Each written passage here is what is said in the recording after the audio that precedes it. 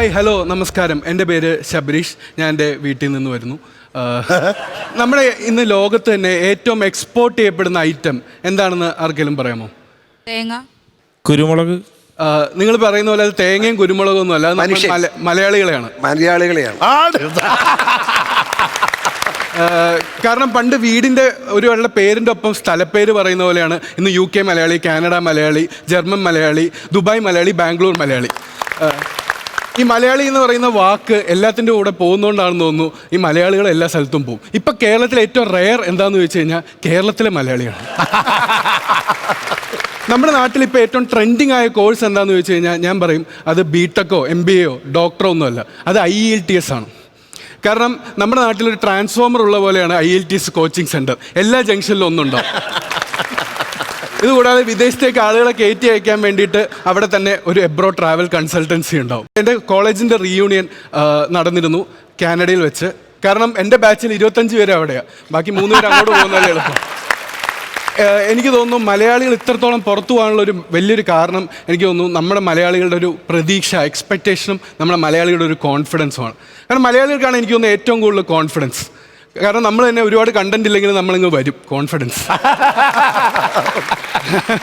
എനിക്ക് തോന്നുന്നു കോൺഫിഡൻസ് എന്താണെന്ന് വെച്ച് കഴിഞ്ഞാൽ കാരണം നമ്മൾ കൊടുക്കുന്ന ഇപ്പോൾ PC ജോർജ് സാർ ഉൾപ്പെടെ എടുത്തേക്കുന്ന മുണ്ടെന്നാണ് നമുക്ക് ഈ കോൺഫിഡൻസ് എന്നാണ് എനിക്ക് തോന്നുന്നത്. കാരണം ഇത് ബെൽറ്റില്ല, ബക്കിളില്ല, ഇതെങ്ങനെ നിൽക്കുന്നു എന്ന് ആർക്കും അറിയില്ല.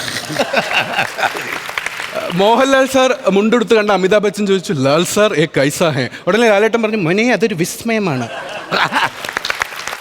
എനിക്ക് തോന്നുന്നു നമ്മുടെ മലയാളികൾക്ക് എത്രത്തോളം, കേരളത്തിലുള്ള മലയാളികൾക്ക് എത്രത്തോളം കോൺഫിഡൻസ് ആണെന്ന് വെച്ച് കഴിഞ്ഞാൽ നമ്മുടെ നാട്ടിൽ മാത്രമുള്ള ഒരു ബേക്കറി, അതിൻ്റെ പേര് ബെസ്റ്റ് ബേക്കറി. ഉടനെ ഓപ്പോസിറ്റിലുള്ള ഒരു ബേക്കറി ഇടും, സൂപ്പർ ബേക്കറി. അങ്ങനെ അത് ബേക്കറി ജംഗ്ഷൻ എന്നറിയപ്പെട്ടു. ഇങ്ങനെ എനിക്ക് തോന്നുന്നു ലാൻഡ്മാർക്ക് ആവുന്ന ഒരു കാര്യം ഒന്നില്ലെങ്കിൽ ബാറോ ബിവറേജസോ അല്ലെങ്കിൽ ഇതിനൊക്കെ പോരാടിയ മഹാത്മാഗാന്ധിയാണ്. ഇന്ന് പല ആളുകളും മഹാത്മാഗാന്ധിയുടെ പ്രതിമയുടെ അടുത്തുള്ള ബാറിലാണ് ഞാൻ എന്നാണ് പറയുന്നത്.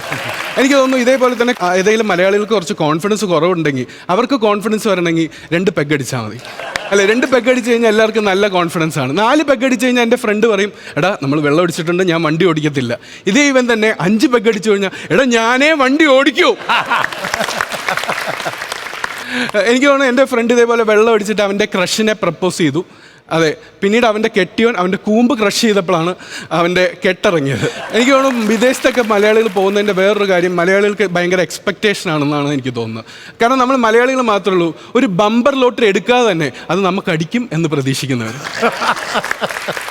മലയാളിക്ക് എത്രത്തോളം എക്സ്പെക്റ്റേഷൻ ആണെന്ന് വെച്ച് കഴിഞ്ഞാൽ ഗൾഫിൽ പോകുന്നതിൻ്റെ കയ്യിൽ അച്ചാർ കൊടുത്തു വിട്ടിട്ട് തിരിച്ച് ഐഫോൺ പ്രതീക്ഷിക്കുന്നവരാണ് നമ്മൾ മലയാളികൾ.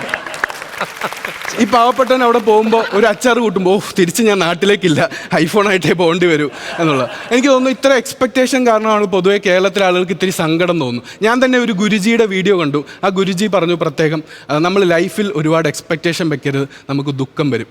ശരിയാണ്. ഇതേ വീഡിയോയുടെ എൻഡിൽ ഗുരുജി പറയുന്നു, നിങ്ങൾക്ക് ഈ വീഡിയോ ഇഷ്ടപ്പെട്ടാൽ ലൈക്ക് ചെയ്യുക, ഷെയർ ചെയ്യുക, സബ്സ്ക്രൈബ് ചെയ്യുക. എൻ്റെ അച്ഛനും ജീവിതത്തിൽ ഒരു എക്സ്പെക്റ്റേഷൻ ഉണ്ടായുള്ളൂ, ഞാൻ അതിപ്പോൾ പാളിപ്പോയി. പക്ഷെ എന്നാലും അച്ഛൻ ഏറ്റവും കൂടുതൽ ജീവിതത്തിൽ എക്സ്പെക്റ്റേഷനോടുകൂടി വെയിറ്റ് ചെയ്യുന്ന സാധനം എന്ന് പറഞ്ഞു കഴിഞ്ഞാൽ 8 മണിക്ക് വരുന്ന ന്യൂസാണ്. പക്ഷെ ഒരു കുഴപ്പം എന്താണെന്ന് വെച്ചാൽ അച്ഛൻ 8 മണി ന്യൂസിന് സമയമായി എന്നാണ് പറയുന്നത്, ന്യൂസ് കാണാൻ സമയമായി എന്നല്ല. കാരണം അച്ഛൻ്റെ വിചാരം അച്ഛനും ന്യൂസിൻ്റെ ഭാഗമാണെന്നാണ്. അച്ഛൻ ഈ അടുത്ത് ശ്രീകണ്ഠൻ നായർ തൃപ്പൂണിത്തറയിൽ വെച്ച് കണ്ടു. ഉടനെ അച്ഛൻ പറഞ്ഞു, നമ്മൾ ഡെയിലി കാണാറുണ്ട്. പുള്ളി ഒരു 5 മിനിറ്റ് ആലോചിച്ചു എവിടെ. കാരണം അച്ഛൻ്റെ വിചാരം അച്ഛനും കാണുന്ന പോലെ തന്നെ ശ്രീകണ്ഠൻ നായർ അച്ഛനെ കാണുന്നുണ്ടെന്നാണ്. കാരണം ഈ മനുഷ്യൻ 7:55 വരെ ഷട്ടില്ലാതെ വീട്ടിൽ നടക്കും. 8 മണിയാകുമ്പോൾ ശ്രീകണ്ഠൻ നായർ വരുന്നുണ്ട്, പുള്ളി ഞാൻ ഷട്ടില്ലാതെ വെച്ചാൽ പുള്ളി എന്ത് വിചാരിക്കും. അച്ഛൻ എപ്പോഴും ഈ ഒരു എക്സ്പെക്റ്റേഷനാണ്. പക്ഷേ എനിക്ക് അച്ഛൻ ന്യൂസ് ചാനൽസ്, ഡിബേറ്റ്സ് ആണ് അച്ഛൻ ഏറ്റവും കൂടുതൽ കാണുന്നത്. അതിൽ തന്നെ എനിക്ക് തോന്നുന്നു നമ്മുടെ നാട്ടിലെ ന്യൂസ് ചാനലുകൾ കോമ്പീറ്റ് ചെയ്യുന്നത് വേറെ ന്യൂസ് ചാനലുകളായിട്ടല്ല, മറിച്ച് കോമഡി ഷോകളായിട്ടാണ്.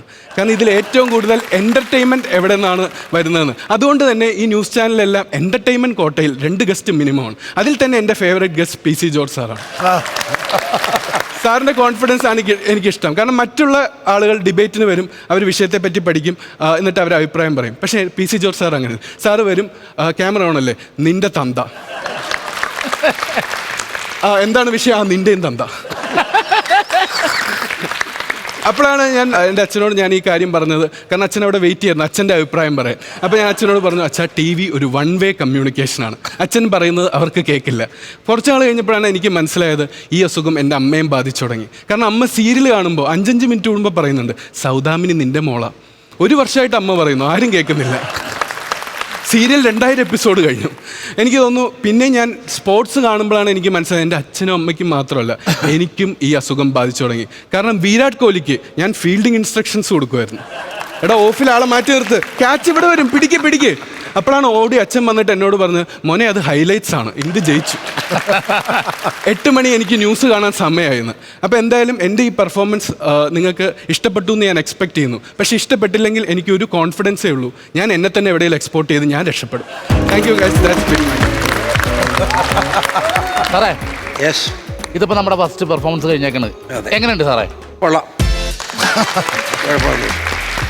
ശബരിയുടെ വീട് എവിടെ? തൃപ്പൂണിത്തറ. അതിനെ പറയാൻ പറ്റും, തൃപ്പൂണിത്തറ അത്ര മോശമാണ്. ശബരിയുടെ പെർഫോമൻസ് വളരെ നന്നായിരുന്നു. പക്ഷെ ഒരു കാര്യം, എന്താ സാറേ, ഇന്ന് കേരളത്തിലെ ഏറ്റവും വലിയ പ്രശ്നം എന്താ ശബരി? പട്ടിണിയാണ്, മനുഷ്യൻ ജീവിക്കാൻ മാർഗമില്ല, സാമ്പത്തിക പ്രതിസന്ധിയാണ്. അങ്ങനെയുള്ള 20 പേരാണ് ഇവിടെ വന്നത്. കാർഷിക മേഖല തകർന്ന് തരിപ്പണമായി. അപ്പോൾ ശബരി 1000 കാര്യങ്ങൾ കൂടി ഇനി ഇങ്ങനെ ഈ ഇതിൽ പെടുത്തണം കേട്ടോ. ഇനി വരുമ്പോൾ തീർച്ചയായിട്ടും. ഇല്ല സാറേ, ഏറ്റവും കൂടുതൽ ശബരീഷ് പറഞ്ഞല്ലോ എൻ്റെ ഇടയ്ക്ക്, മുണ്ടെടുക്കുന്നതിനെ കുറിച്ച്, മുണ്ട് ബെൽറ്റും ഇല്ല, ബക്കളും ഇല്ല, ഇതും ഇല്ല, അങ്ങനെ ഇരിക്കണ ധൈര്യമാണല്ലോ. പിന്നെ സാറിനെ കുറിച്ച് പറഞ്ഞു, ആരും എന്താ തന്തയെന്ന് പറഞ്ഞു. എന്താ സാറിൻ്റെ അഭിപ്രായം? ഒരു ട്രോളി, സാറിനെ ഒന്ന് ട്രോളിയായിരുന്നു. സാരില്ല, പിള്ളേർ ഒരു സന്തോഷത്തെ അങ്ങനെ പല തമാശയും പറയും. അത് ഉൾക്കൊള്ളാനുള്ള കഴിവ് വേണം നമുക്ക്. ശബരി പറഞ്ഞല്ലോ, എല്ലാവരും ഒന്ന് എന്തൊക്കെ വിളിക്കില്ല, ഞാൻ അർഹതപ്പെട്ടവരെ വിളിക്കുള്ളൂ. ശബരിയുടെ ഏറ്റവും വലിയ ആഗ്രഹം എന്താ? ഏറ്റവും വലിയ ആഗ്രഹം ആക്ച്വലി ഈ സ്റ്റാൻഡപ്പ് ചെയ്യുക എന്നുള്ളതാണ് ഏറ്റവും വലിയ ആഗ്രഹം. അതുകൊണ്ടാണ് ഞാൻ എൻ്റെ പേര് തന്നെ സ്റ്റാൻഡപ്പ് ശബരി എന്നാക്കിയിരിക്കുന്നത്. അടിപൊളിയാണ് ശബരി. കാര്യം ഏറ്റവും വലിയ സംഭവം ശബരിയാണ് ഫസ്റ്റ് പെർഫോം ചെയ്യുന്നത്. ബാക്കി ആരും ഇവിടെ കയറിയില്ല. ആദ്യം തന്നെ കയറിയിട്ട് തീപ്പൊരിയായിരുന്നു, കത്തിച്ച് കൊടുത്തിട്ടുണ്ട്. ഇനി ആളി കത്തിക്കണം നിങ്ങൾ. ഓക്കെ, എന്തായാലും ശബരീഷിൻ്റെ ഈ ഒരു പെർഫോമൻസ് കൊണ്ട് തന്നെ ശബരീഷ് എന്താണ് ഏതാണെന്ന് ഓഡിയൻസിന് കറക്റ്റ് കിട്ടും. അത്തരത്തിലുള്ള ഒരു പെർഫോമൻസ് ആയിരുന്നു.